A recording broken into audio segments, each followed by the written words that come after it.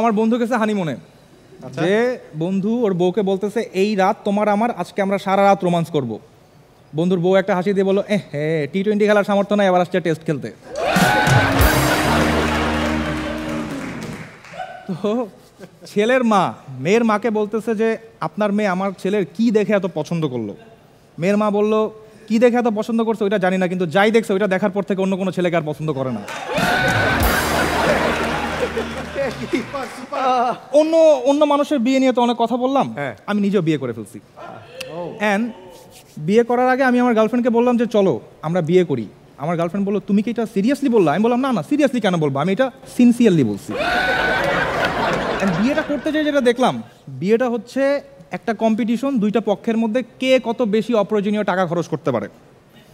আমার খুব একটা ঝামেলা হয় নাই, কারণ আমার কোনো টাকাই নাই। অ্যান্ড আমার বিয়েতে আমার বাসার সবাই খুব খুশি, আমাকে বলতেছে বাহ খুব দারুণ একটা কাজ করছো, কিন্তু আমার বউয়ের বাসার সবার খুব মন খারাপ, বলে ধুর এটা কোনো কাজ করলা।